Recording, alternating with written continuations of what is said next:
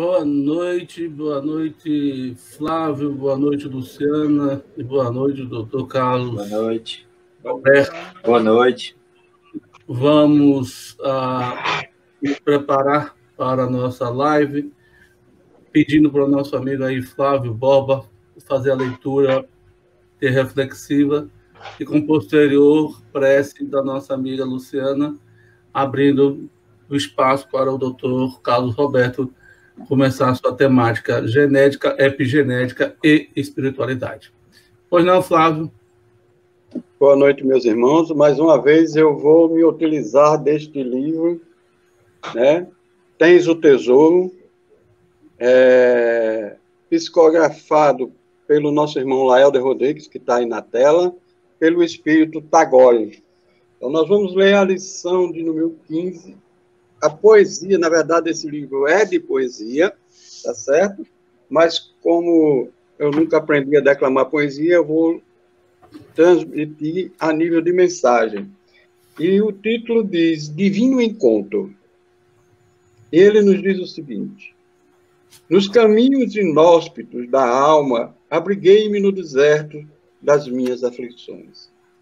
Ante a chegada da noite, encharquei-me na tempestade dos pesadelos da incerteza, sem saber se no amanhã estaria desperto. O dia abrigou-me mais uma vez em seu seio, sem o lençol das expectativas, e quedei sem ter para onde ir. Mesmo assim, segui em frente sem saber o que me esperava. As horas passavam céleres pela minha alma, e a incerteza cheia de indagação tentava moejar além das forças que trazia dentro de mim. Quanto mais me escondia de mim mesmo, tanto mais eram as aflições que me assolavam. Deixei-me levar pelos brilhos que não iluminam a alma. Guardei as riquezas que mais me deixavam pobre e infeliz. Contudo, quando não tinha mais nada e as agruras da vida haviam deixado minha alma despida, foi então que nasceste para a minha existência. Descobri-te num divino encontro e até hoje canciono esse momento em meu eu. Em meio às notas da compaixão dedilhadas pelas mãos misericordiosas do teu amor. Este é o divino encontro do livro Tens o Tesouro, do nosso irmão Laelder Rodrigues. Vamos lá, Luciana, a prece para nós. Vamos lá. Querido amigo Jesus, estamos mais uma vez aqui unidos e reunidos para mais uma noite de estudos sobre os teus ensinamentos.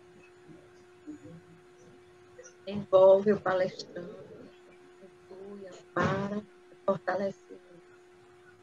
Por isso eu digo assim: Deus de toda força e poder, dai-nos hoje, Senhor, a segurança do teu amor e a certeza de que pedimos ajuda e proteção, porque precisamos da tua assistência e misericórdia.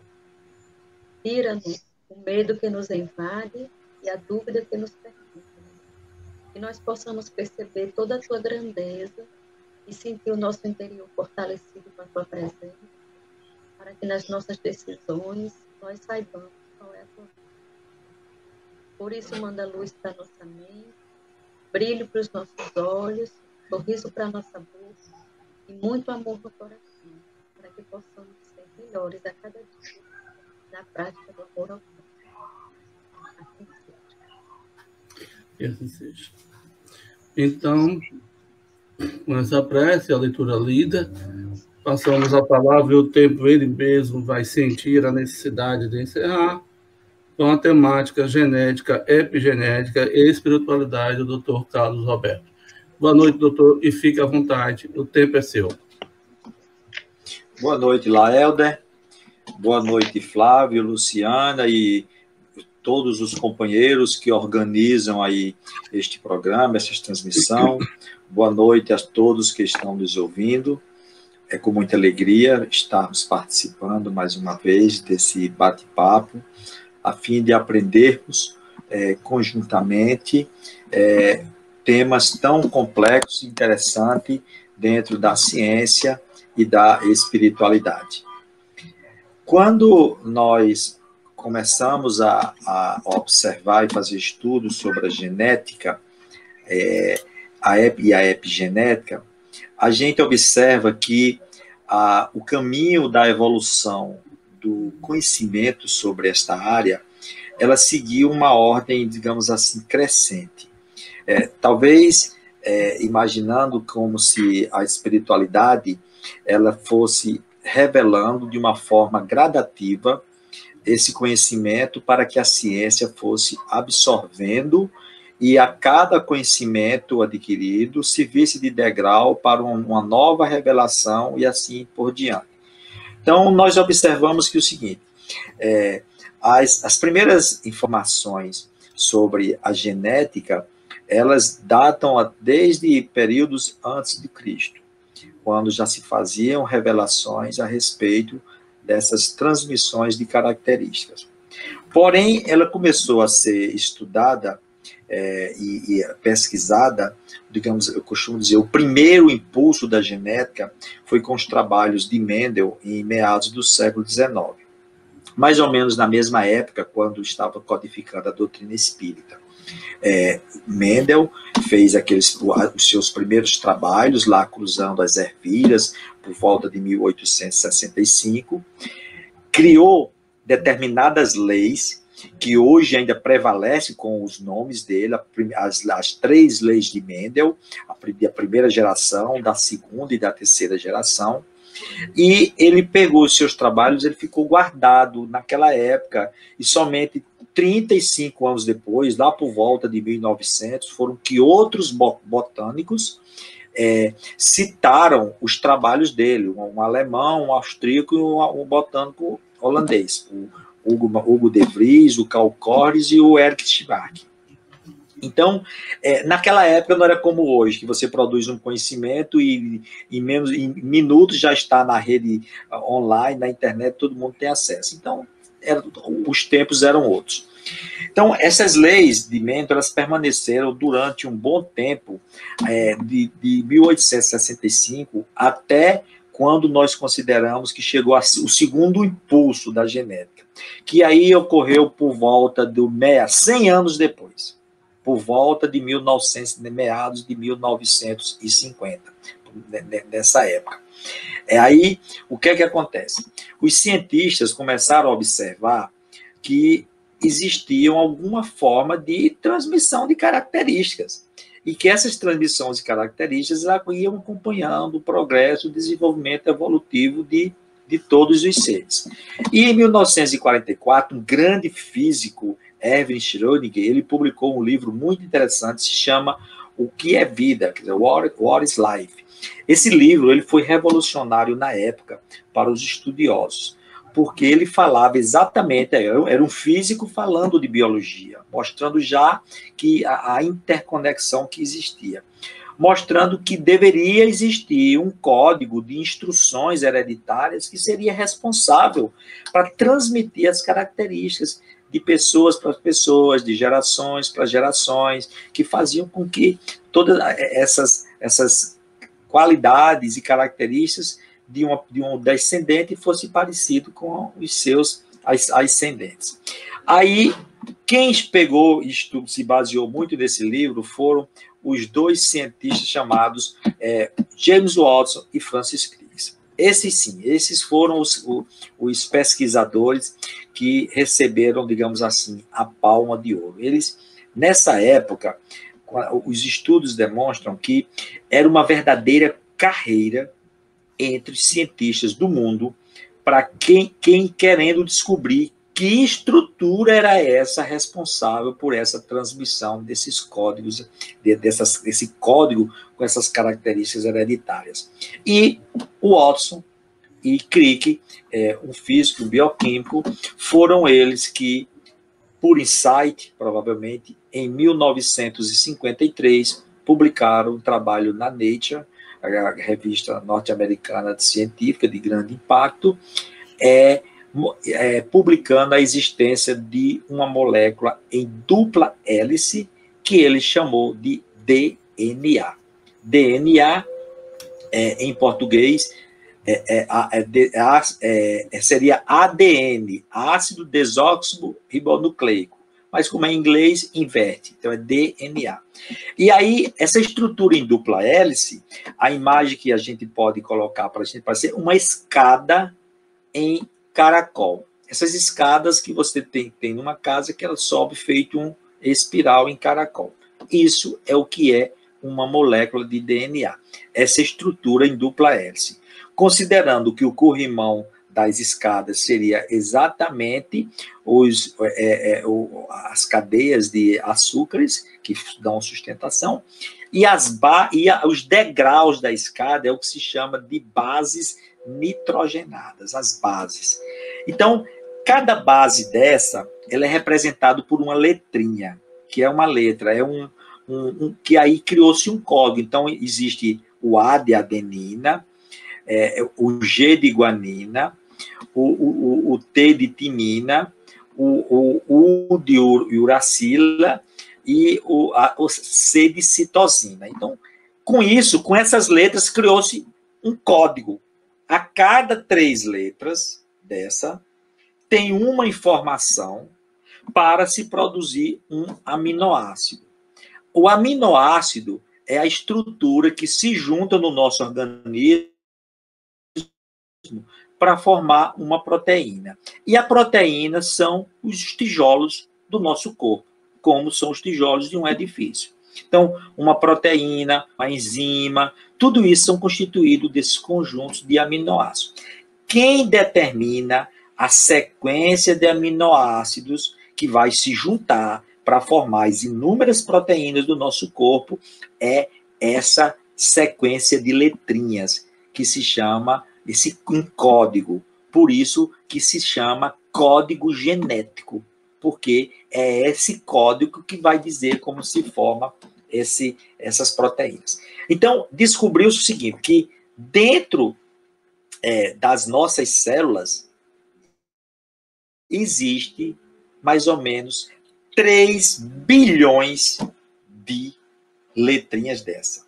Então, vocês imaginam cada célula nossa com 3 bilhões de letrinhas dessa para fazer composições para criar esse código. As possibilidades são infinitas. Então, com isso, em 1953, quando eles publicaram esse trabalho, então, foi revolucionário. Bem, tem aqui uma molécula, o DNA. O DNA ele é formado dessas basezinhas, que quando se junta uma sequência, nós chamamos de gene, por isso que tem o nome genético, e esse gene ele tem um código. Esse código vai formar as proteínas do corpo, as enzimas para o funcionamento, vai determinar características, se a pessoa é baixo, se é alto, tem olhos claros, olhos escuros, cabelos castanhos, se tem, se não tem, e aí vai. Lógico. Bem, quando se descobriu isso aí diz, pronto, descobrimos a molécula da vida. Por isso que, naquela época, o DNA foi chamado da molécula da vida. E esses 2 cientistas são famosos até hoje. E criou-se esse determinismo de que hoje que se chama determinismo genético. Se você tiver um gene ou um código que tem aquela característica, você vai apresentar essa característica com certeza. Aí a genética criou um determinismo que fez com que isso fosse transferido para outras qualidades da pessoa, como inteligência, cultura, temperamento, e a gente sabe que não é dessa forma. certo? Quer dizer, se a pessoa, fulano é daquele jeito porque puxou ao pai, ou então diz a genética, qualquer coisa, diz a genética explica, ou então outra pessoa diz, se tem uma doença, essa doença, se ela é genética, então aquela pessoa, ela herdou do seu pai, da sua mãe, e vai ter fatalmente. Então, começaram a criar esses conceitos, esses determinísticos, onde uma parte é verdade e outra não é verdade, e é o nosso objetivo tratar disso aqui hoje à noite para tentar dar esse esclarecimento. Então, o que seria o gene, a estrutura principal de estar? Então, a função desse gene, que eu falei para você, essa estruturazinha que tem esse código. O gene, ele tem uma função, é de transmitir a informação determinando essa sequência de aminoácidos que vai formar a proteína ou determinar uma característica. Então, é a função. Por exemplo, se você olhar para o teclado do seu computador, você vai ver determinadas letras. Se você fizer juntar algumas letras, você forma uma palavra. Então, aquela palavra vai sair na tela do computador como uma informação. Se você juntar várias palavras, você constrói um texto. Então, o gene é como se fosse o teclado do computador, que você vai estar lá ou melhor, o teclado do computador como se fossem as nossas células, com todas as teclas e as letrinhas dentro. Você vai juntar 3 letrinhas daquelas, formar um junto do outro, forma um segmento da molécula do DNA, e ali você tem o código para você formar a informação. Esse processo de transmissão de informação, de fabricação desse código, ele ocorre dentro do núcleo da célula, onde está todo o nosso material genético. Aí existia o conceito de que o núcleo da célula seria a estrutura mais importante. Ele comanda o funcionamento da célula porque tem o material genético. Então, lá tem todo o material genético do DNA, aí ele sofre primeiro uma duplicação, uma replicação, que é o RNA mensageiro. Olha o nome, já, RNA mensageiro.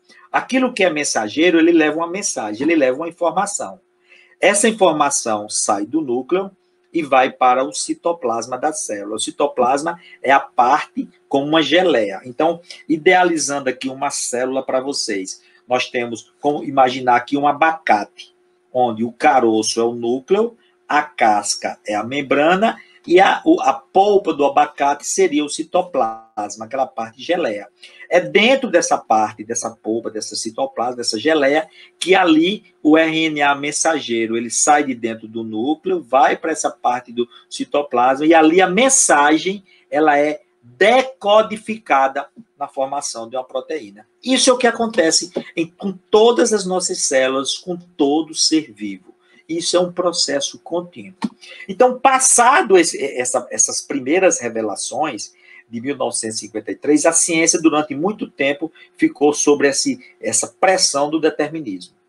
Até que, em 1990, veio o projeto Genoma, tão conhecido. Qual era o objetivo do projeto Genoma? Decodificar todos os genes do homem, do ser humano. Também descobrir todos os genes das plantas e de outros seres vivos. E começar a fazer as comparações. Imaginava-se que as pessoas estavam querendo brincar de Deus, porque iria investigar a molécula da vida, quer dizer, ou até numa visão espiritualista, algumas pessoas até imaginavam que aquilo era uma digamos assim, atitude contrária às leis divinas, e até algumas pessoas imaginavam que o projeto Genoma fosse uma agressão a tudo que a espiritualidade estivesse revelando. Quer dizer, são as primeiras objeções que a gente faz quando a gente não entende os planos divinos. Mas o projeto Genoma foi um dos maiores beneficiadores, digamos assim, do conceito da espiritualidade, porque ela desbancou, derrubou o determinismo genético. Tá? Porque, veja bem, vamos comparar aqui. O determinismo genético dizia o seguinte: eu tenho um gene para formar uma proteína ou uma característica. Isso é o determinismo. O nosso corpo é formado de mais de 100 mil proteínas e diversas milhares de enzimas ainda e diversas características. Qual era a lógica esperada? Bem, vamos descobrir que o ser humano tem mais de 100 mil genes. Qual foi a surpresa?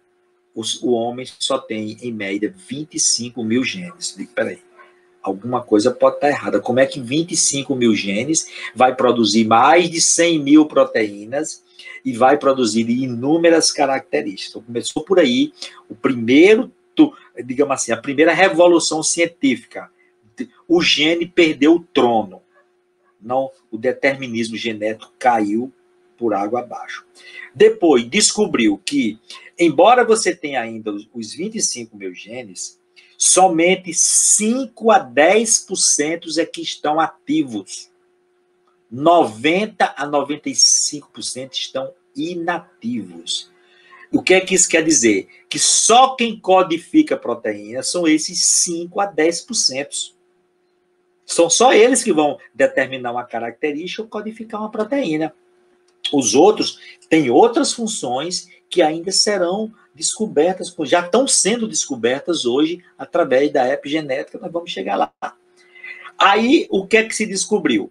Além de somente 5 a 10% estar ativo, descobriu-se também que eles funcionam no mecanismo liga e desliga. Aí é que veio a grande chave para a gente entender a questão da epigenética e da interconexão com a espiritualidade.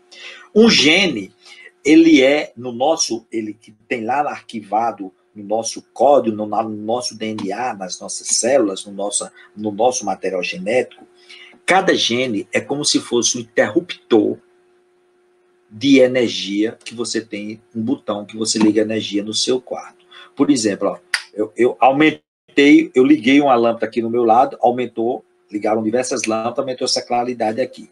Eu desliguei, a claridade foi embora. Você entra na sala, no seu quarto, você tem que apertar o botão para acender a luz. Desliga, aperta de novo o botão, a luz apaga e fica no escuro. Então, é assim que funcionam os nossos genes. Eles são ativados por diversos fatores, por diversos mecanismos que vão fazer com que eles sejam ativados, eles sejam ligados e eles sejam desligados. E entre esses diversos fatores, existem os próprios genes, existe o meio ambiente e outros que nós vamos citar daqui a pouco. Então, qual foi a surpresa? Foi saber que o nosso genoma, ele só tem 5 a 10% ativo, funciona no mecanismo de liga e desliga, tem que ter um fator para desencadear, certo? E ele só tem um número bem menor para a produção de proteínas.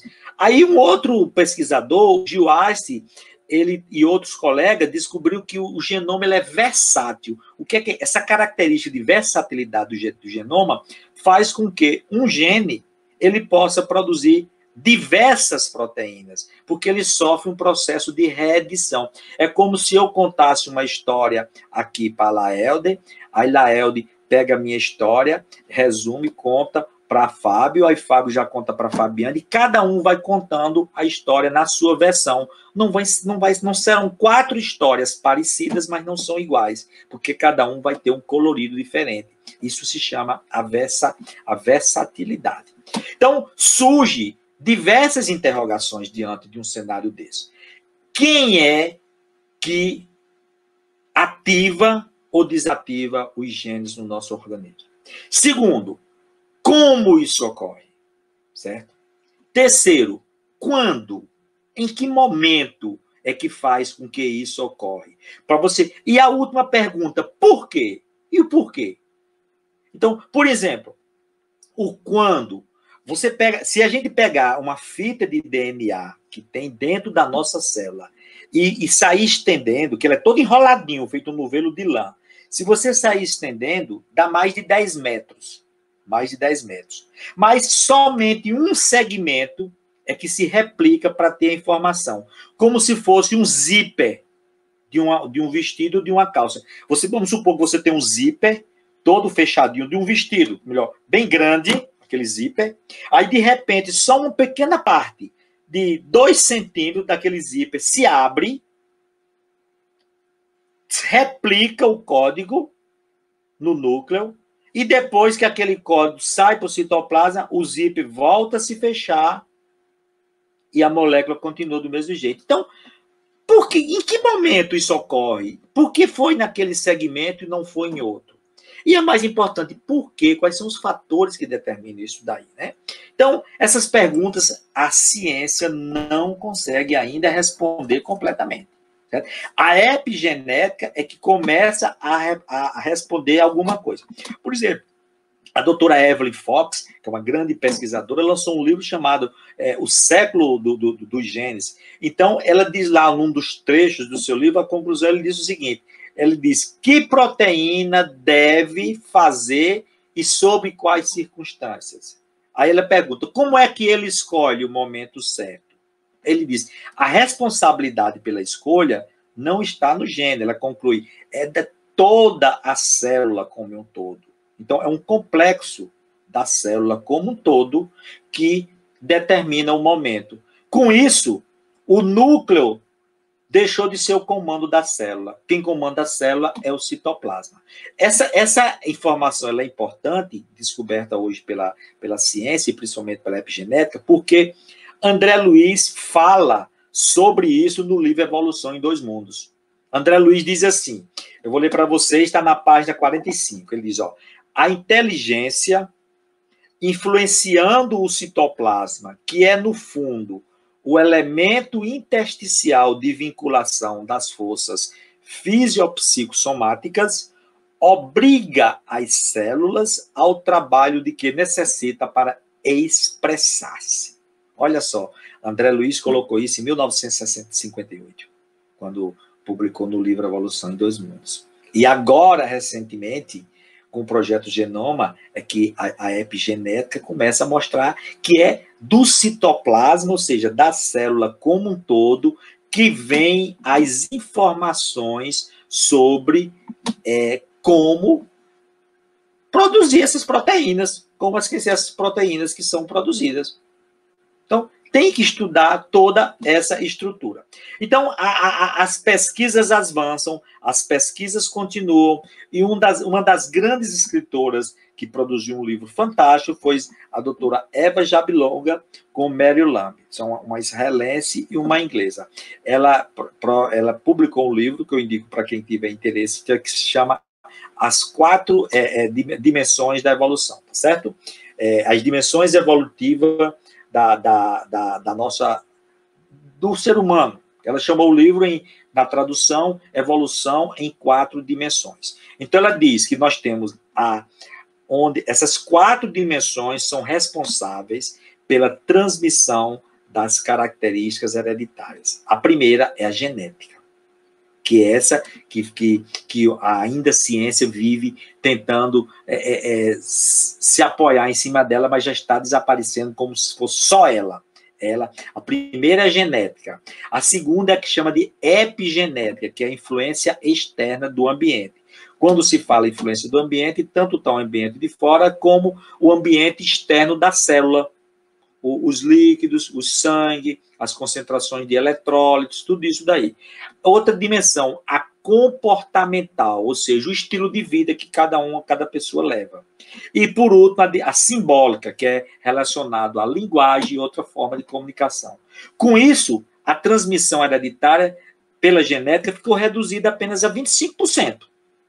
E os outros fatores é que são muito mais importantes para determinar isso. E a partir daí surgiram diversos trabalhos, que seriam muitos, para a gente poder sair citando quais seriam esses fatores responsáveis. A gente não teria tempo para a gente abordar isso daí, porque vamos perder coisas importantes. Então, um livro muito interessante, publicado pelo Dr. Kazuo Murakami, que foi um reitor da Universidade de Kyoto, no Japão, se chama O Código Divino da Vida. Pequenininho, bom de ler, linguagem simples sobre epigenética, que eu aconselho. Então, ele diz lá, até o momento, não conseguimos estabelecer com clareza o que é determinado por fatores genéticos e o que é determinado por outros estímulos. Então, a ciência não consegue, com a chegada da epigenética, determinar isso daí, e isso foi o que aconteceu com os diversos trabalhos e com as diversas pesquisas. Então os genes, quais são os principais fatores que nós poderíamos relacionar que estão aqui influenciando também os genes? Primeiro, os próprios genes que nós já citamos. Segundo, a mente, sentimentos e as nossas emoções. Os nossos sentimentos e as nossas emoções, que vão determinar o nosso pensamento, também pode influenciar a nossa expressão genética, ativação, aquele mecanismozinho, ativar e desligar. O meio ambiente, interno e externo, que eu já falei para você. Então, onde você é criado, tudo isso aí. A cultura, ou seja, o local onde você viveu, onde você nasceu e onde você vive atualmente, são fatores que influenciam também na ativação dos genes. Geográficos, qual determinada situação do país de onde você nasceu vão ativar ou desativar esses genes.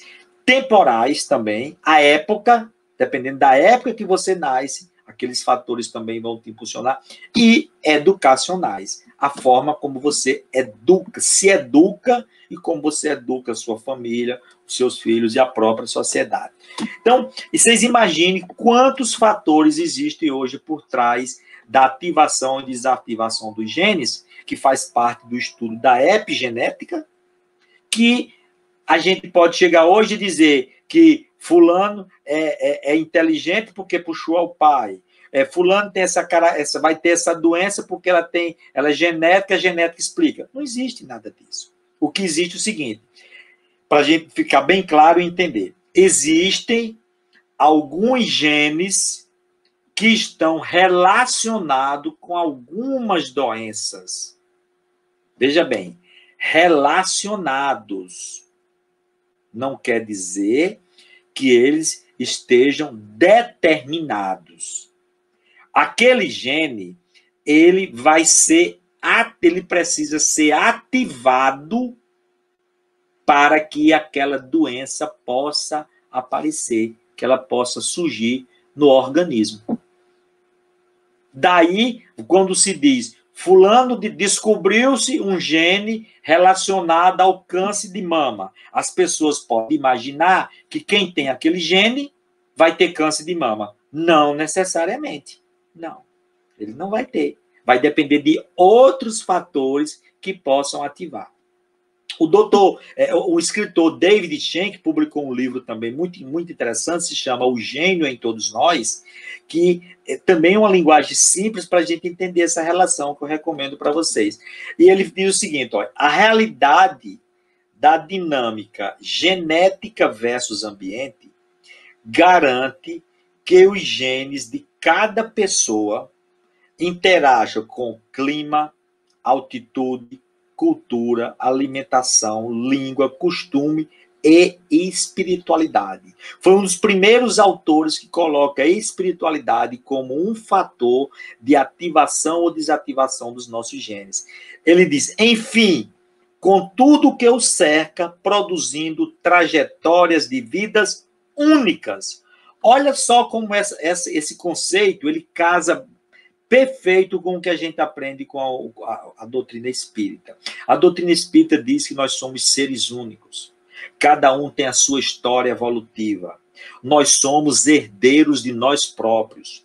O que a gente aprende numa existência fica arquivado na memória espiritual e vai sendo transmitido de existência em existência. Então, cada um tem a sua história, onde ele é o somatório de todas as suas encarnações. O que nós somos hoje é o somatório de todas as encarnações que nós fizemos ao longo dessas 15, 20 mil existências que tenhamos tido aí para trás, segundo os cálculos de alguns estudiosos, desde quando o princípio inteligente saiu do reino animal para começar no reino nominal, nas primeiras encarnações numa figura humana.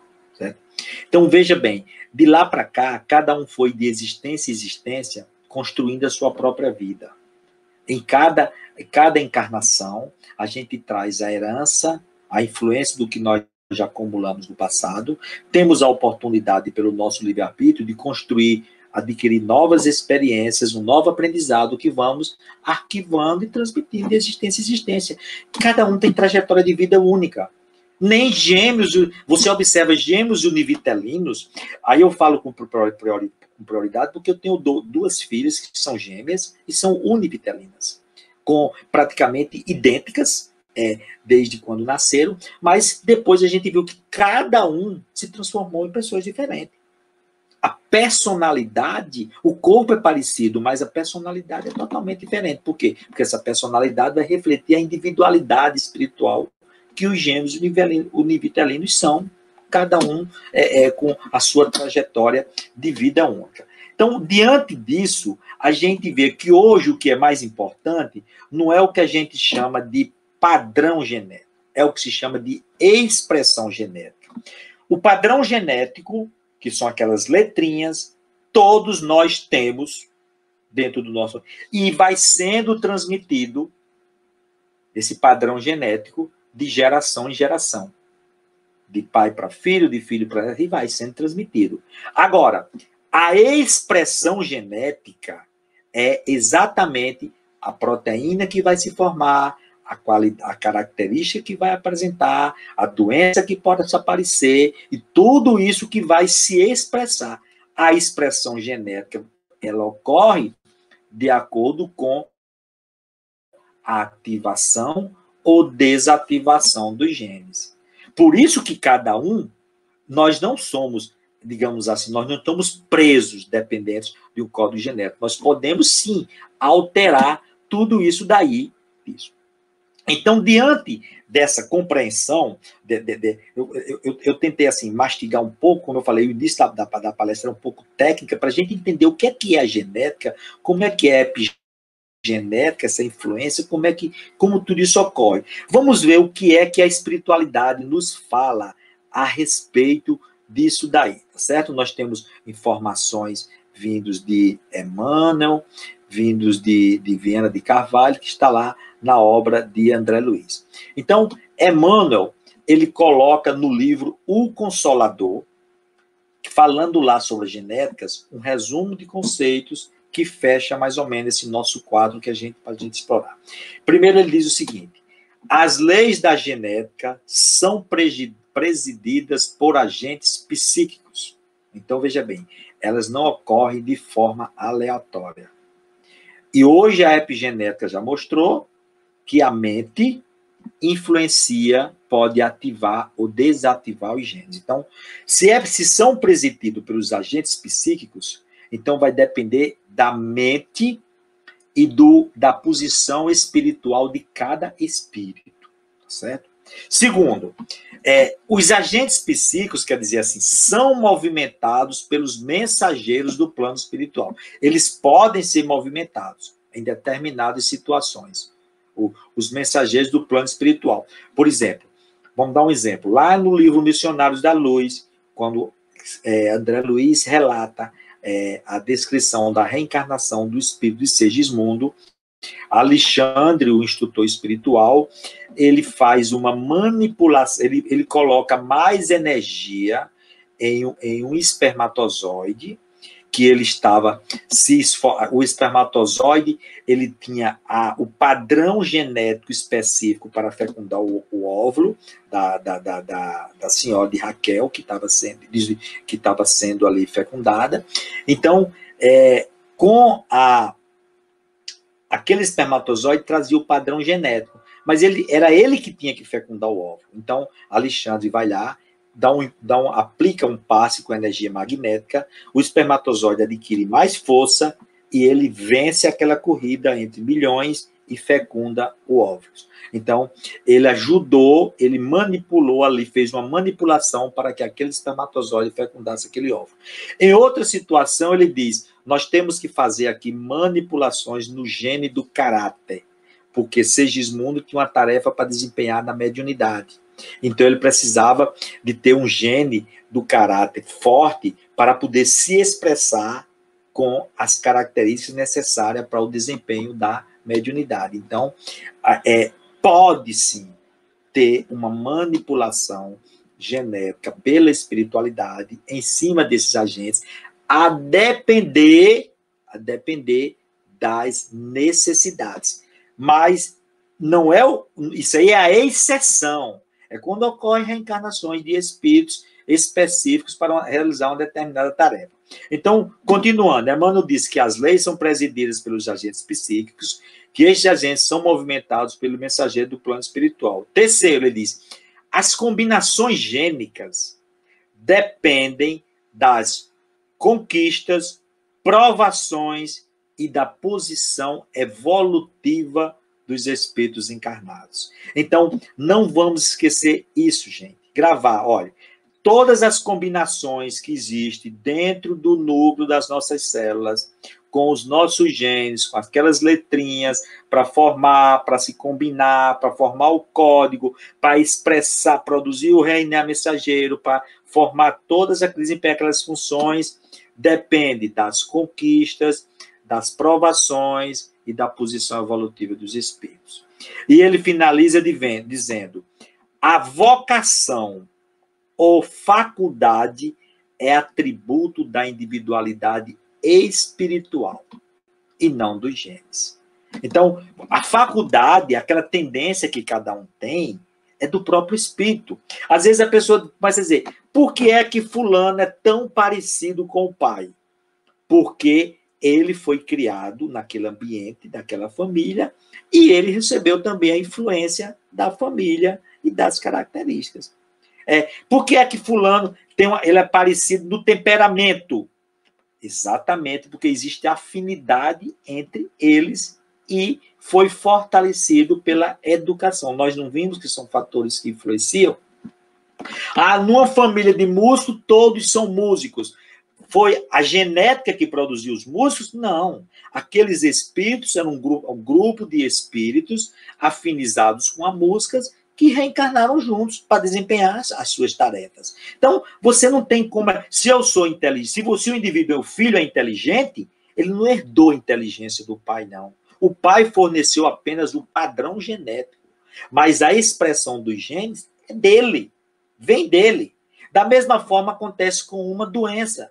Se você tem um gene relacionado, como eu já falei antes, a você ter diabetes tipo 2, não quer dizer que você vai desenvolver diabetes, não.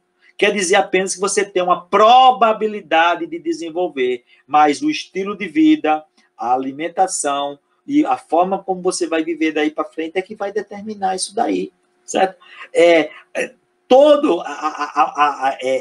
Essa manipulação, essa manipulação genética que ocorre dentro durante a fecundação, ela pode acontecer, como eu falei, em casos especiais, mas no normal, quem vai determinar isso é a influência do próprio espírito. André Luiz diz isso também lá em Evolução em Dois Mundos, na página 58, quando ele fala sobre a questão da fecundação. Ele diz assim, toda permuta de cromossomos no vaso uterino, quer dizer, dentro do útero da mãe, depois da fecundação do óvulo com o espermatozoide, está invariavelmente presidida por agentes magnéticos ordinários ou extraordinários. São os agentes psíquicos que Emmanuel falou.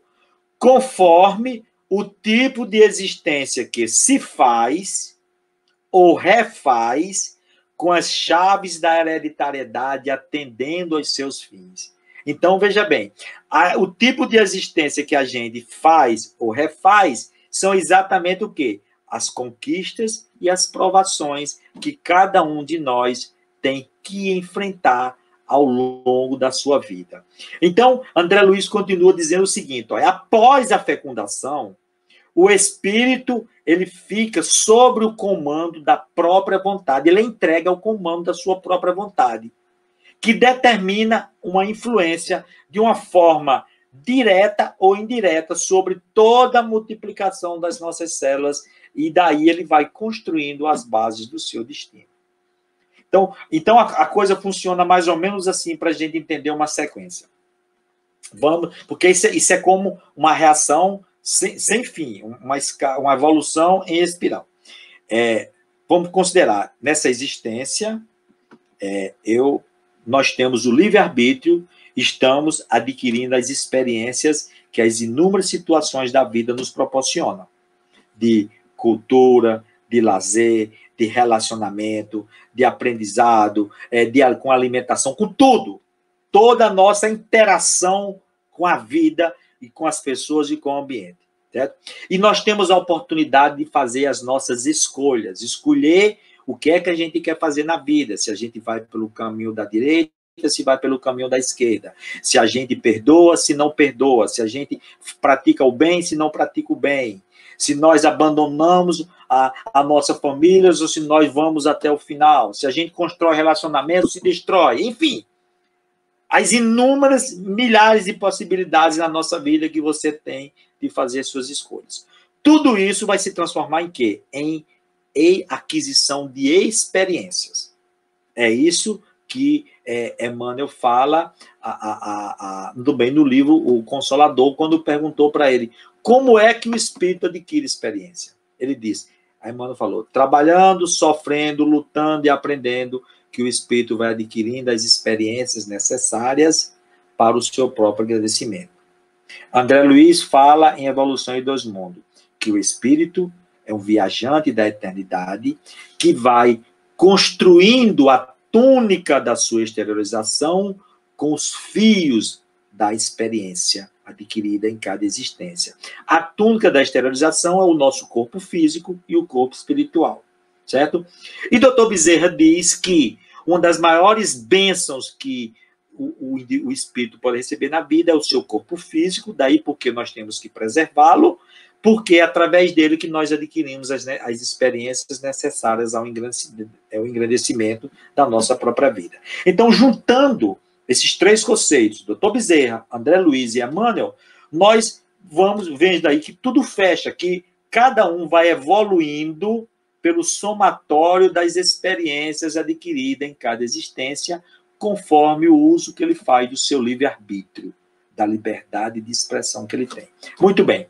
As experiências que a gente adquire nessa existência, eu estou partindo agora, elas podem ser boas ou más. Elas vão serem arquivadas no nosso corpo perispiritual com a nossa morte. Após o desencarne, aí a gente vai chegar no mundo espiritual com um novo corpo, que é o corpo perispiritual. O corpo perispiritual, ele é formado pelo reflexo das nossas atitudes aqui. Basta, se a gente ler lá em Evolução em Dois Mundos, quando Kardec fala, quando André Luiz fala sobre a histogênese, sobre a desencarnação, ele vai falar histogênese, é a construção desses novos tecidos, desse novo corpo que é do perispiritual. E a gente vai ver que é como se fosse um download. Quando a gente desencarna, fica o corpo físico aqui. Mas todas as impressões que a gente construiu e adquiriu de experiência ao longo dessa encarnação, elas são transferidas automaticamente para o corpo espiritual, como se fosse um download. E onde nós erramos, as nossas experiências equivocadas, contrárias às leis divinas aqui, elas promovem lesões no corpo espiritual, porque o download ele é automático.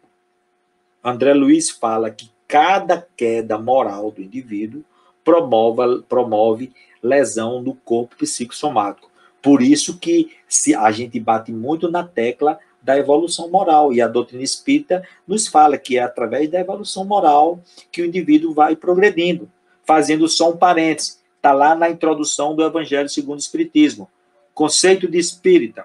Conhece-se o espírita pela sua transformação moral e pelos esforços que ele faz de vencer as suas más inclinações. Então, a transformação moral é o meio pelo qual nós vamos progredindo e acelerando a nossa evolução. Então, continuando o nosso raciocínio, as experiências dessas existências são transferidas para o nosso corpo espiritual com a nossa morte. Isso fica no nosso corpo espiritual e se transforma em predisposições kármicas. Aí vem a questão das doenças kármicas, certo? Tem as predisposições kármicas, são alterações que existem no nosso corpo espiritual como reflexo das nossas atitudes equivocadas durante a encarnação, e elas ficam lá aguardando o momento para mudar, para melhorar. Elas estão lá, elas precisam ser melhoradas. Por isso que a gente precisa reencarnar, porque a gente vai trazer aquelas predisposições kármicas para uma nova existência, para que elas sejam modificadas. Lísias, no livro Nosso Lar, fala de algo semelhante. Ele diz, é como se fosse o lodo de uma calma piscina que fica depositado lá no fundo da piscina. Aí, para que aquele lodo suba, é preciso que as águas da superfície sejam agitadas. E o agito dessas águas são exatamente as lutas e as experiências da vida que a gente tem que passar. Então, essas predisposições kármicas ficam lá no que ele chama de corpo causal, que é o repositório de todas as conquistas dos espíritos. E é de lá que a gente precisa, que ele compara isso aí com uma roupa suja, que a gente tem que lavar no tanque das experiências da vida numa futura encarnação. Então, as consequências das nossas atitudes equivocadas numa existência, após o desencarne, ficam arquivadas no nosso corpo espiritual, especificamente no corpo causal, criando as predisposições kármicas. Essas predisposições kármicas, daí, durante a reencarnação, transferidas para o corpo físico. Então, olha como é interessante. Da mesma forma que as minhas conquistas de uma existência foram transferidas para o corpo espiritual, na próxima encarnação, essas conquistas vão voltar para o outro corpo físico. Aí as predisposições kármicas vão agir aonde? Nos genes, criando as predisposições genéticas. Então, vocês estão vendo aí a sequência. Predisposição kármica cria predisposição genética. A predisposição genética, depois que você reencarna, cria uma predisposição mórbida, que é uma predisposição a um desenvolvimento de uma doença. Aí você pode me perguntar, Beto, vai acontecer essa doença? Depende.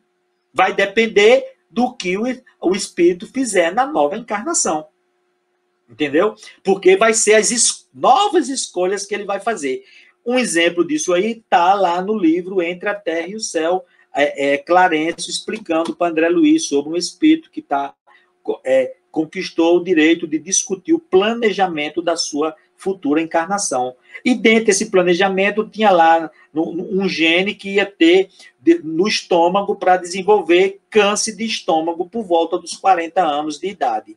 Aí André pergunta, ele vai desenvolver esse câncer? Aí Clarencio vai explicar, ele diz, não necessariamente, vai depender. Aí ele conta a história dele. Ele, na existência anterior, tirou a vida de uma pessoa, de um homem de bem, com um projeto perfurante no estômago, provavelmente, digamos uma faca, certo? Ele se arrependeu, começou a ajudar a viúva ainda quando encarnado, desencarnou, a vítima não o perdoou, ainda perseguiu no umbral, até que um dia ele foi resgatado do umbral e foi para a colônia Nosso Lar. E lá ele, reconhecendo os débitos dele, trabalhou muitos anos em benefício de outras pessoas, adquiriu créditos no mundo espiritual. Crédito para que ele pudesse discutir o seu planejamento reencarnatório. E ali estava aquele oncogênese, chamou oncogênese, que é o gênese oncológico que iria produzir o câncer. Aí ele disse, quando ele renascer, se ele puser em prática todos os ensinamentos que ele aprendeu por aqui, esse gene que estava para se abrir do câncer aos 40 anos pode se transformar numa gastritezinha lá para os 60. Mas se por acaso ele não colocar em prática nada dos ensinamentos que ele aprendeu aqui, esse câncer pode se abrir aos 18 anos, aos 20 anos. Aí eu me lembrei logo daquilo que Jesus dizia, o amor cobre a multidão dos pecados. Quer dizer, mais uma face para a gente entender. Se ele tiver uma vida voltada para o bem, para o amor, para o cristão, o débito kármico dele do câncer do estômago vai se transformar numa gastrite. Então, veja bem, minha gente, não existe, tudo é relativo, não existe, o determinismo não é absoluto. Tudo é relativo, está submetido ao nosso livre-arbítrio. Onde é que está o determinismo aí no caso? O determinismo aí está o seguinte: quando ele tirou a vida do companheiro na existência anterior, ele promoveu uma ação que gerou uma consequência determinística, que seja o quê? Uma predisposição kármica, que ele teria que resgatar aquilo ali. Agora, ele pode mudar esse resgate através da prática do bem, usando o seu livre-arbítrio agora para fazer o bem.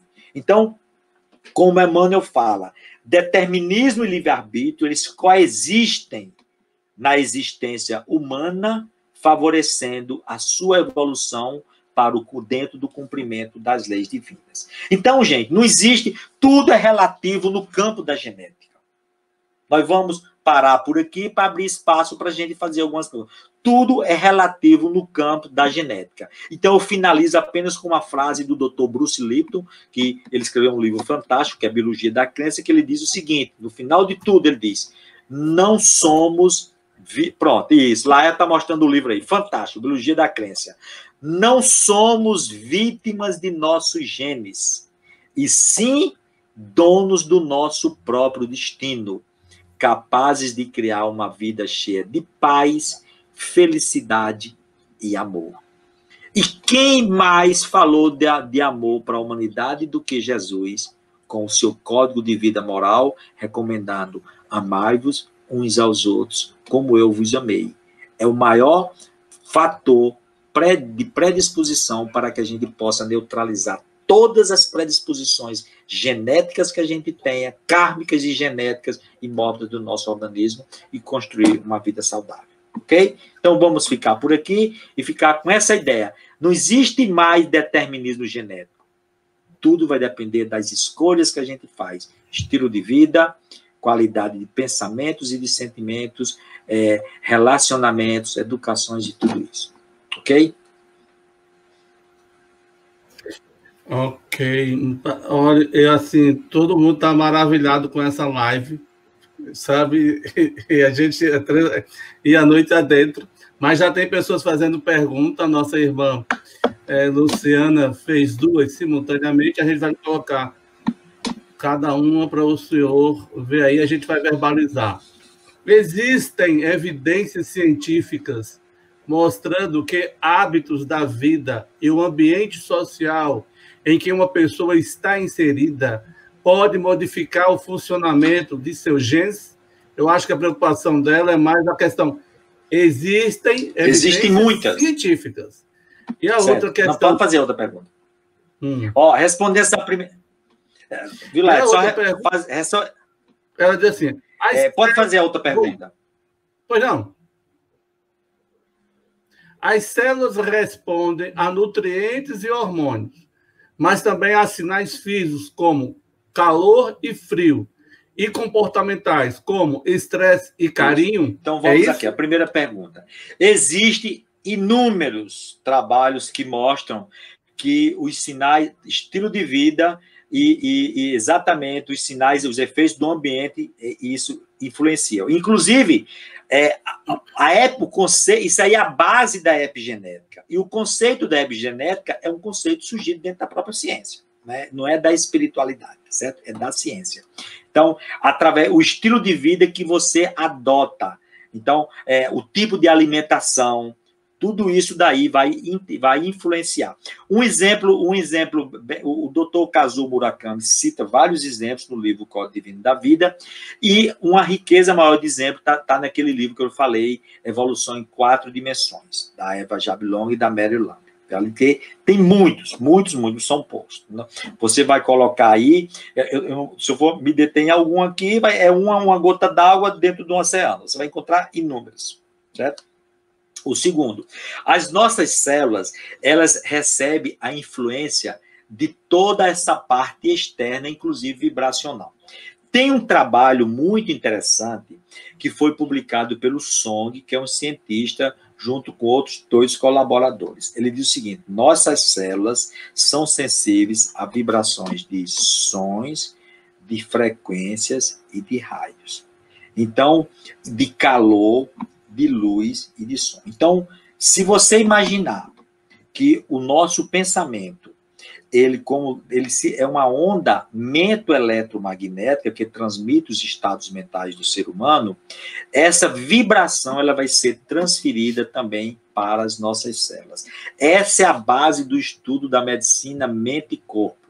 O que você sente, você produz um pensamento, esse pensamento ele produz a produção de um neuropeptídeo, certo? Esse neuropeptídeo ele tem uma vibração específica, certo? E ele vai cair na corrente sanguínea para se conectar na membrana celular que tem nas nossas células, nos receptores, funcionando como um mecanismo chave-fechadura. O neuropeptídeo é a chave e o receptor que está na célula é a fechadura. Então, quando ele se encaixa, esse é o mecanismo pelo qual as informações são transmitidas de fora para dentro. Só que, além desse mecanismo físico, existe um mecanismo vibracional. A doutora Candace Pert, que foi criadora do livro Moléculas das Emoções, ela já desencarnou, mas é uma pessoa fantástica, diversos livros, ela prova nas suas experiências e ela diz que a atração que existe do receptor nas nossas células pelo neuropeptídeo que foi produzido é uma atração vibracional. Isso faz com que as suas células atraiam isso daí. Então, quando as nossas emoções que a gente vivencia todo dia, produz um neuropeptídeo. E a conexão desse neuropeptídeo com as nossas células produz uma resposta sentimental do indivíduo que gera os sentimentos que nós expressamos. É toda essa conexão mente e corpo. Isso a doutora Candace Pert fala nos seus trabalhos, nos seus livros. Isso é, digamos assim, uma revelação dentro da própria ciência. Isso casa exatamente com o que a gente estuda dentro da ciência espírita e com os trabalhos e com a revelação que André Luiz coloca em diversos trabalhos que estão surgindo. Então, André Luiz diz, o que é o pensamento? O pensamento se comporta como uma onda mento-eletromagnética. O que é isso? Ele é semelhante a uma onda eletromagnética, como as ondas de som e de calor, mas ela transmite estados mentais, por isso que se chama as mento-eletromagnéticas. Por exemplo, se você atender seu telefone celular e a voz da pessoa do outro lado, você sabe se ela está triste, se ela está alegre, se ela está chorando, se ela está deprimida. Por quê? Porque a voz dela vai dizer o estado emocional, porque aquela vibração sonora conduziu ali um estado de pensamento dela, transmitindo a sua emoção. Então, você veja que a onda eletromagnética, ela pode transmitir os estados mentais. É o que acontece com os nossos pensamentos. Então, com os nossos pensamentos. Então, André Luiz finaliza dizendo o seguinte, a corrente mental, que é o próprio fluxo de pensamento, ela é passiva perante o sentimento que lhe dá forma e perante a vontade que lhes dá impulso e direção. Então, os nossos pensamentos são produzidos pelos nossos sentimentos, pelas nossas emoções, pelos nossos desejos mais íntimos. E a nossa vontade determina que direção ele vai seguir. Só que, quando a nossa corrente mental é produzida nesse fluxo contínuo, primeiro ele envolve o nosso próprio corpo, para depois direcionar para o exterior.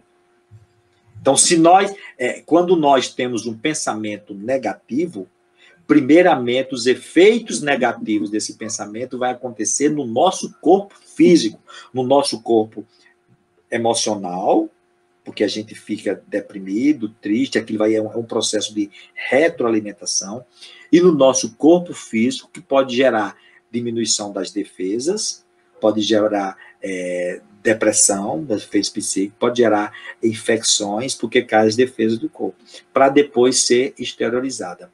E eu me lembro de uma frase que André Luiz diz o seguinte, quando ele fala que o mal, ele não deve ser por si só nem comentado, porque quando nós queremos jogar lama nos outros, quem primeiro suja as mãos somos nós.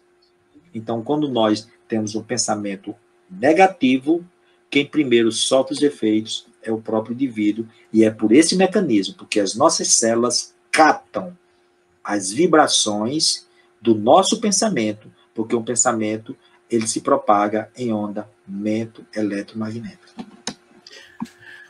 Tem outras perguntas a ser feita, e aí a gente vai colocar de Lúcia Costa. Ela começou assim, de uma forma, né, tímida, dizendo assim, pode parecer, deixa eu ver, socializar assim, pode parecer uma pergunta sem sentido.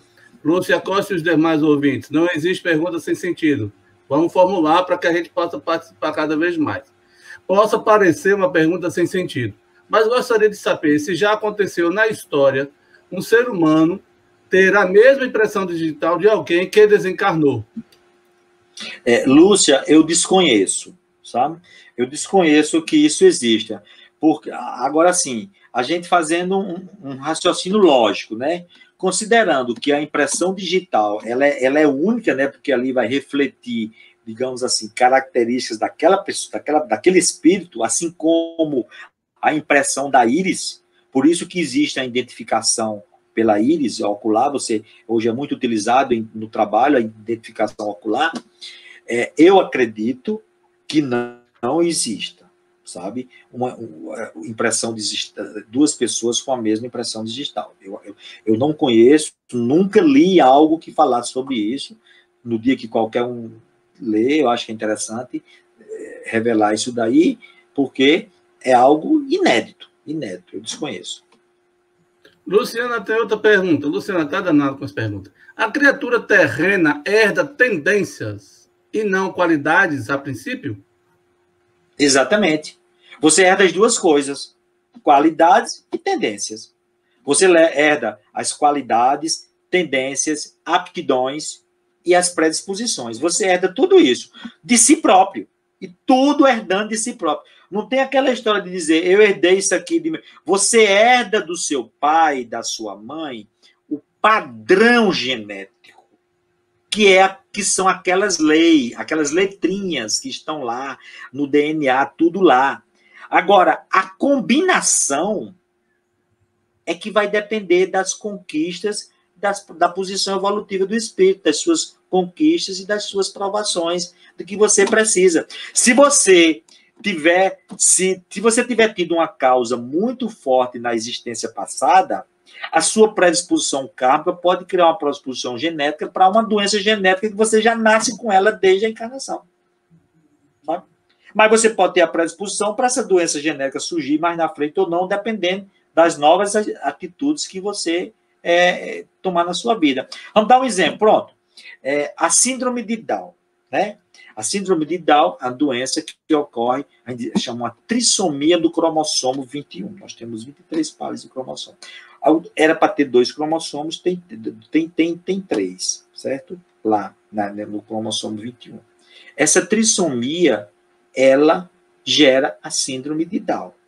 Aí você vai dizer, a causa foi só genética? Não. É porque aquele espírito, pelas suas necessidades evolutivas e provacionais, promoveu a mutação gênica no cromossomo 21. Em vez de ser 2, são 3. E aí gerou a síndrome de Down. Já nasceu com ela e vai a vida inteira com ela, porque é a aprovação do espírito, entendeu? Mas, então, câncer de mama. O gene relacionado ao câncer de mama é BRCA52, uma coisa assim, eu decorei mais ou menos, acho que era isso mesmo. Ele é um gene que está relacionado, inclusive, olha, quando ele foi descoberto, numa comunidade lá nos Estados Unidos, as mulheres começaram a fazer mastectomia, a população.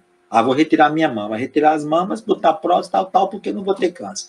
Aí depois os novos trabalhos descobriram que somente 10% das pessoas poderiam desenvolver câncer de mama. E não era 100%. Aí daí foi que a ciência despertou para esse esclarecimento. Veja que a questão de um gene, quando está relacionado a uma doença, não quer dizer que você está determinado a ter aquela doença. Você pode herdar do seu pai o gene que seja portador de uma doença genética. Mas ela só vai se expressar dependendo, primeiro, das suas provações, necessidades evolutivas. O primeiro ponto é esse, porque são os ascendentes psíquicos, necessidades que são mais importantes. Segundo, vai depender do estilo de vida que você adota. Se você adota, por isso que é importante as recomendações que os médicos e a medicina da ciência mandam fazer, de você evitar determinados alimentos que são cancerígenos, radiações, tudo isso que a gente vê. A gente pode parecer que seja paradoxal, que isso, mas acontece porque esses fatores externos, eles são os fatores desencadeadores. Por que é que todo mundo que fuma não desenvolve câncer de mama, de pulmão? Por que é que outros desenvolvem câncer de boca, laringe, de próstata e uns nem desenvolvem? Por quê? O cigarro, a nicotina e outras substâncias cancerígenas que tem dentro do cigarro, que são potencialmente cancerígenas, são os fatores desencadeadores. E, de acordo com as predisposições que o indivíduo tenha, isso vai ser desencadeado.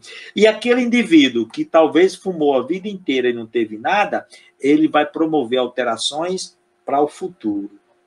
Aí ele chega no mundo espiritual com aquelas alterações no seu corpo, no perispírito.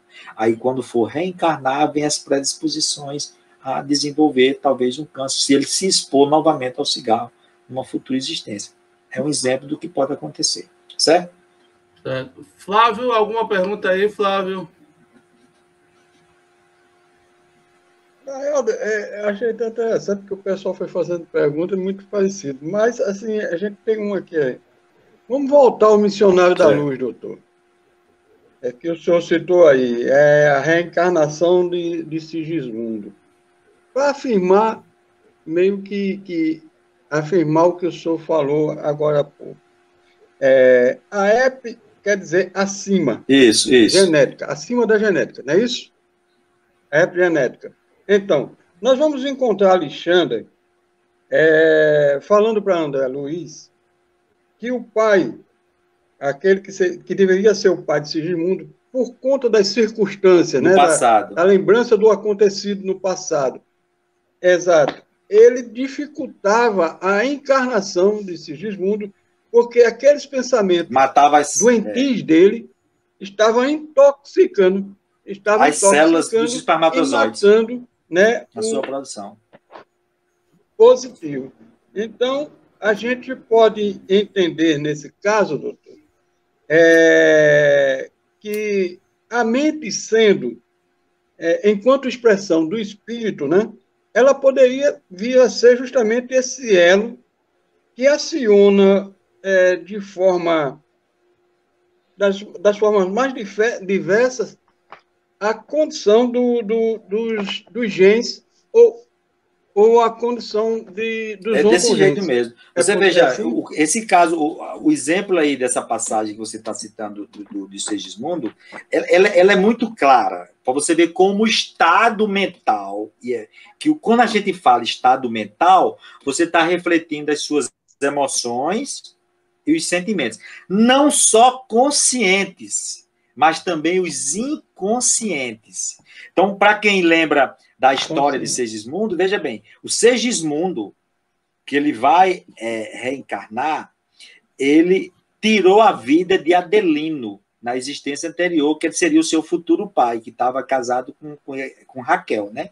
Então, seria o seu futuro pai. Então, a gente sabe, e Sigismundo, no plano espiritual, foi aquele espírito que se arrependeu, se redimiu, trabalhou, adquiriu muitos companheiros, muito crédito, muitos amigos. É por isso que Alexandre estava lá para assessorar o processo reencarnatório, né? E a gente sabe que nesse tipo de reencarnação existe aquela questão da ambiência. O espírito que vai renascer numa determinada família, ele primeiro visita aquela família, o casal, seus futuros pais, para começar a ter ambiência fluida, que é mais ou menos parecido com a mediunidade. Ambiência fluídica, quando o espírito vai se comunicar com o médium, ele convive antes com ele para poder ter a ambiência fluídica. Então, o que é que aconteceu? Adelino e e prometeu receber Segismundo quando reencarnasse como filho, para eles poderem se redimir. Mas, depois que Adelino reencarnou, o choque biológico do corpo físico apagou um pouco a lembrança do passado. E Adelino, inconscientemente, quando Segismundo chegava em casa, perto dele, desencadeava uma reminiscência, um processo de reminiscência, a lembrança inconsciente do ato do assassino que ele foi na existência anterior. Então, veja como uma coisa delicada. Só a presença do espírito fazia com que ele inconscientemente manifestasse um medo, um temor de que alguém queria tirar a vida dele. Aquele pensamento de medo, de temor, de, digamos assim, talvez até de revolta, algo dessa natureza, estava matando os espermatozoides na origem.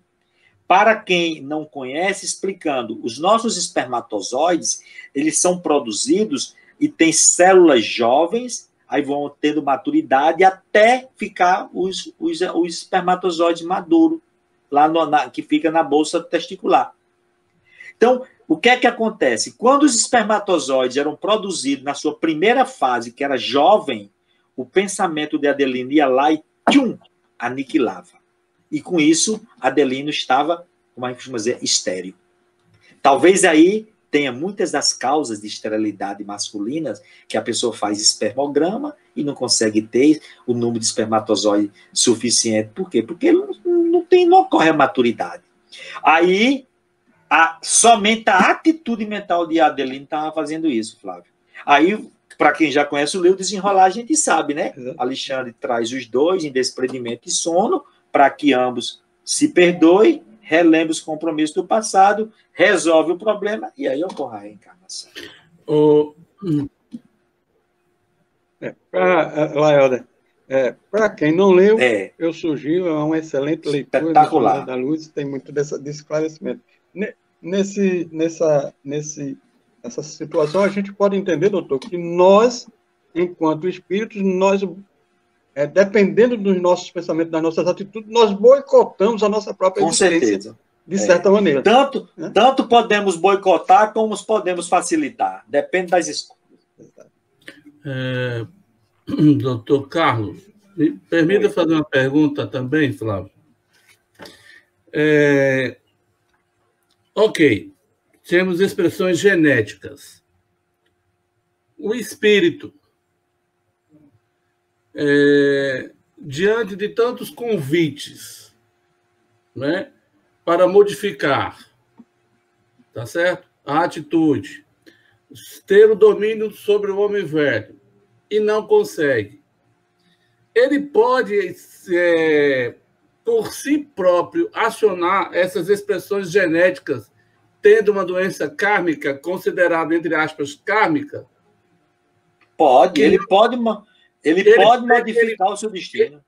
Ele, por si próprio, pode acionar uma doença que é considerada, até então, como kármica? Pode sim. Como eu falei, ele traz a predisposição. Predisposição é algo que pode acontecer ou não acontecer. Então, ele é que vai ser responsável por fazer isso acontecer ou não.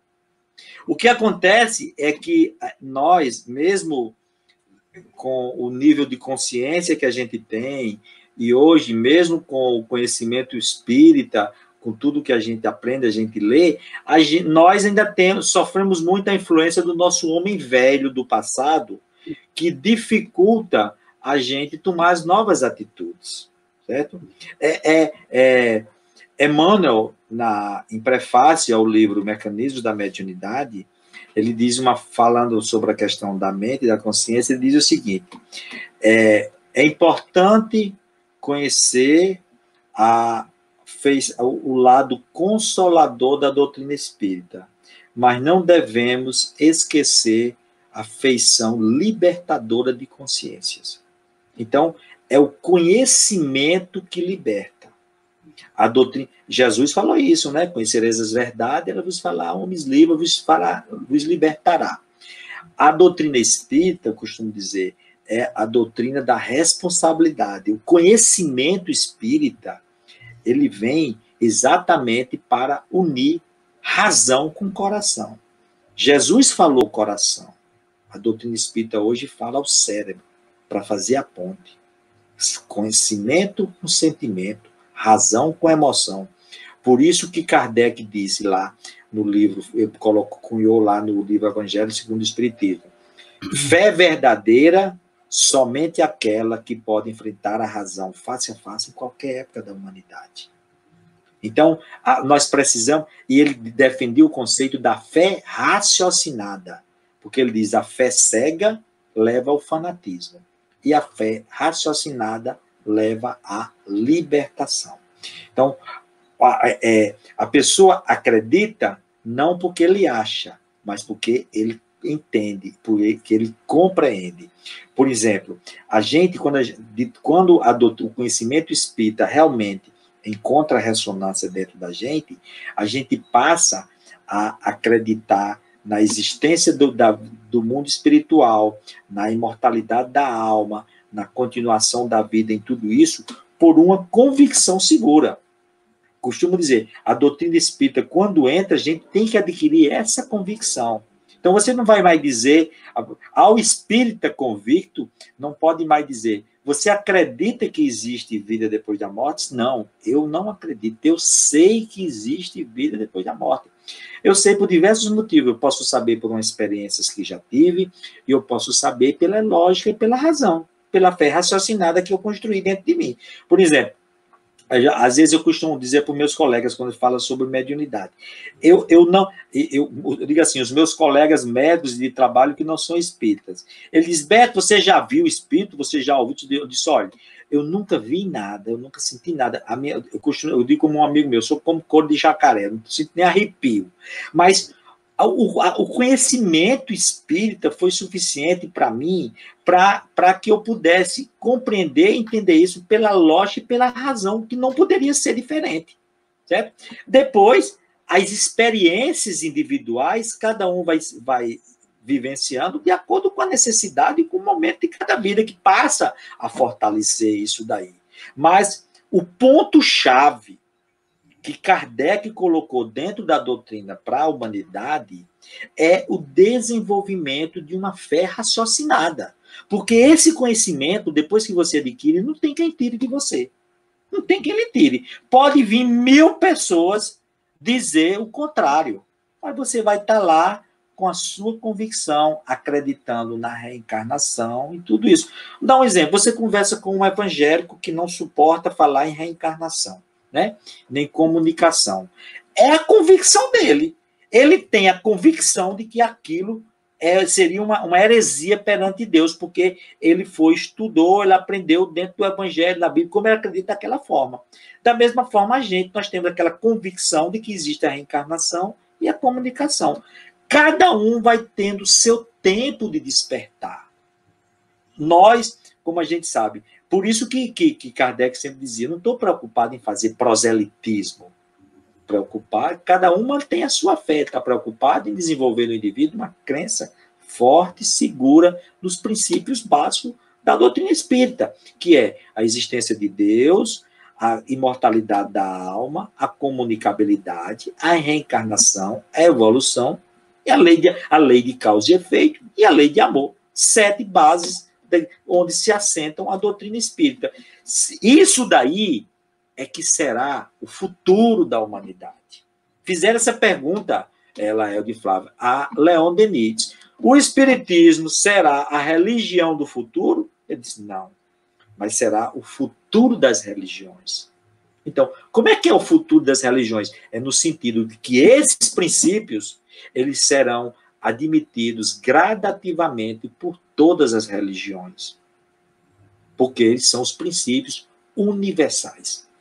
Certo? E se a gente observar, só um parênteses para a gente fechar, a gente que estuda muito, vamos supor, para quem gosta de estudar literatura espírita, o que ocorre no mundo espiritual, na obra de André Luiz, Filomeno de Miranda, ou seja, qualquer um desses espíritos. Vejam aí qual é a que fala da existência de centros espíritas no mundo espiritual? A gente praticamente não vê nenhum relato. Centro espírita, sinagoga, templo evangélico, igreja. A gente vê falar o quê? A gente vê falar como o nosso lar. Templo da união divina. Certo? Lá no livro Ação e Reação, Druso descreve como se fosse uma capela, um ambiente cheio de luz, onde cada espírito vai lá orar dentro da sua crença. Então, não existe no mundo espiritual nem centro espírita, nem igreja católica, nem templo evangélico, nem sinagoga, e nem... O que existe é exatamente a comunhão de ideias e de sentimentos, que é isso que Kardec pregou, que está na base da doutrina espírita, que foi propagado pelos seus divulgadores subsequentes. Doutor Carlos, para encerrar, a última pergunta. Qual é a relação ou a ponte da epigenética com a mediunidade? Olha, considerando que existe a influência de todos esses fatores mentais sobre os nossos genes, então a gente já pode até considerar que uma influência de um espírito possa acontecer. Mas veja bem, a mediunidade, que é a influência de uma outra inteligência mental sobre a do médium, passa pelo filtro e pelo controle do médium. Então, o médium vai filtrar, que deve filtrar aquilo que ele recebe, certo? Se ele não filtra, pode gerar uma ação persistente. Aí nós entraríamos, aproveitando a pergunta da mediunidade, para o capítulo das obsessões. Aí, uma ação persistente de uma atitude mental sobre o outro, aí sim, pode influenciar os nossos genes. Não é o pensamento do espírito obsessor que vai fazer a alteração, mas é o pensamento do espírito obsessor, vai alterar a forma de pensar do obsidiado, e alterando a forma de pensar e de sentir do obsidiado é que pode promover a alteração dos seus genes. Então, é uma ação indireta. Uma ação indireta. No campo da mediunidade, no exercício regular da mediunidade, isso é mais difícil de acontecer. Por quê? Porque o médium, com uma mediunidade bem disciplinada e exercida, é com controle, é com supervisão e sempre contendo a autonomia do médium. Ok. Flávio, tem alguma outra pergunta para a gente fechar e passar para as considerações finais do Dr. Carlos Roberto? Não, tenho não, Léo. Então, só tenho a agradecer. Então, só para transformar um momento mais poético, a Luciana lembra um poema do Emparnado de Além Turmo, de Augusto dos Anjos, intitulado Ao Homem, e diz assim: tu não és força neurica somente, movimentando células de argila, lama de sangue e cal que se aniquila, nos abismos do nada eternamente. És mais, és muito mais, és a cintila do céu, a alma da luz resplandecente, que o mistério implacável e clemente amortalhou na carne atra e tranquila. Então, mostrando Augusto dos Anjos para nós, que somos muito mais que estruturas carboníferas, e do que a gente já acabou de ouvir do doutor aí, Carlos Roberto, nessa live sobre genética, epigenética e espiritualidade. As suas considerações finais para essa live, doutor Carlos?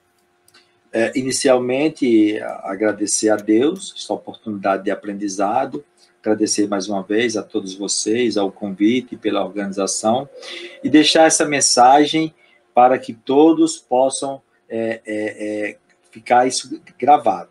Não existe determinismo genético, tá certo? O que existe são probabilidades, possibilidades de que as coisas possam acontecer. Hoje, o que está prevalecendo de mais importante dentro da epigenética é exatamente estilo de vida, certo?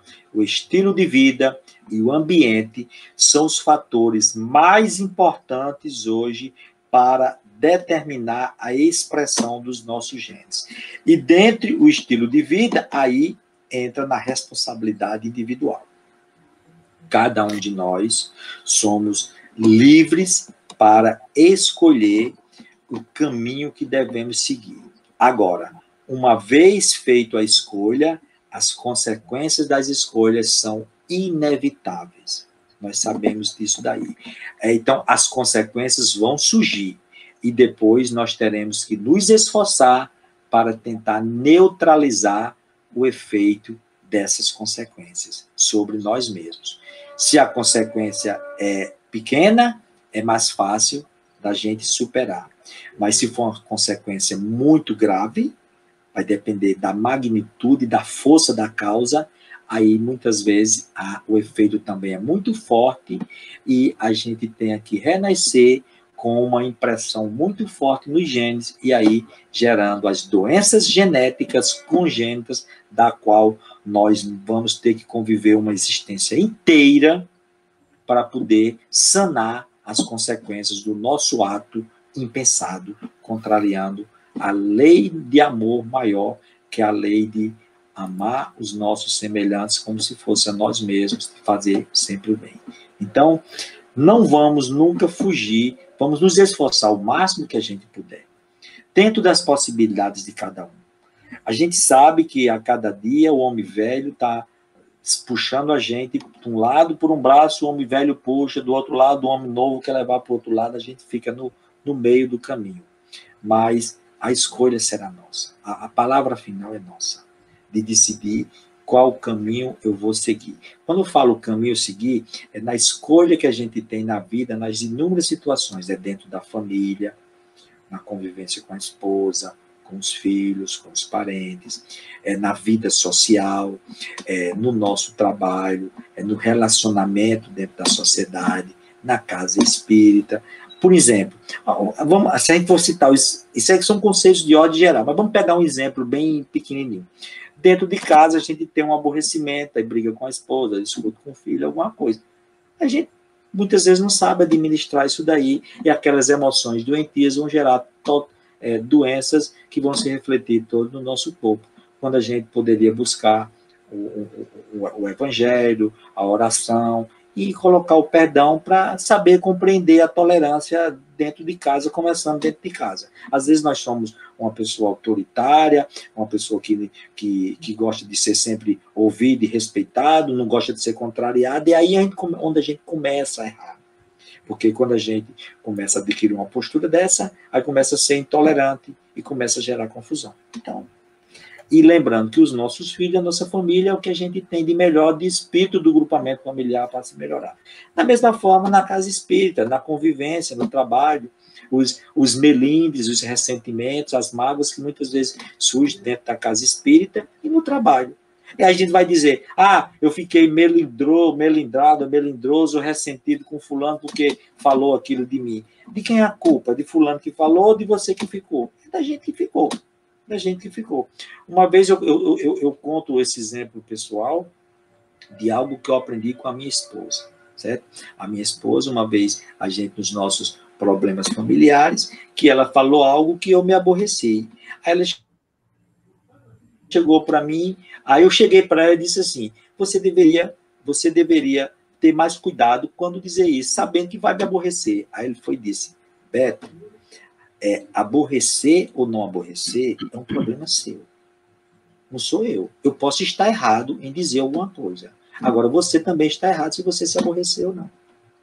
Então, isso daí me foi uma lição que eu aprendi com ela. E minha esposa é espírita, porque me acompanha hoje, mas ela não é bem, digamos assim, engajada, mas é espírita no conhecimento, tudo dentro de casa.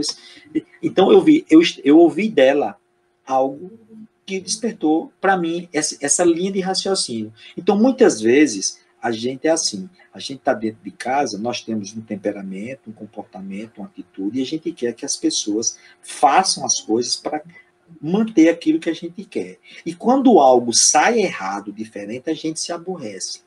Então, sair errado lá é o teste para a gente, para cada um de nós. Você ser contrariado, você no seu trabalho, na sua casa ou no centro, alguém vir fazer uma crítica ao que você faz ou fazer alguma observação. Agora, a forma como você vai reagir, aí é problema de cada um de nós. Certo? Alguém chega para lhe fazer uma crítica e você pode responder com doçura aquilo dali, não concordar, dar a sua opinião, também responder com doçura. E você também pode ter uma reação explosiva. A escolha foi sua. Né? Então, é essa mensagem que eu quero deixar para todo mundo. Lembre-se, não somos vítimas dos nossos genes, somos construtores do nosso destino, artistas das nossas próprias escolhas e da nossa própria vida. Muito obrigado. Obrigado também, extensivo, àqueles que estão conosco na live, Elis Patrícia, Carline Otávio, F. Carlos de Recife, Lúcia Costa, Ana Cristina Fraga, agradece ao senhor, doutor Carlos Roberto, Maria da Salete, José Ramilson, Ivana Furlan, de São Paulo, pessoal aqui também de Uberaba, de MG, agradece ao senhor. Graças te damos, ó mestre e amigo, pela singela oportunidade do aprendizado desta noite. Conhecimentos ímpares, trazido pelo nosso irmão Carlos Alberto, que se debruça sobre os livros e o estudo, para nos fornecer o conhecimento sobre a genética e a epigenética. Graças te damos, Senhor, por esse canal que nos possibilita o conhecimento e o aprendizado. Graças te damos, Senhor, pela luz, pelo amor e pela misericórdia que tem por cada um de nós. Nesta caminhada, Senhor, te rogamos com humildade, sede sempre com nós. Que assim seja, graças a Deus.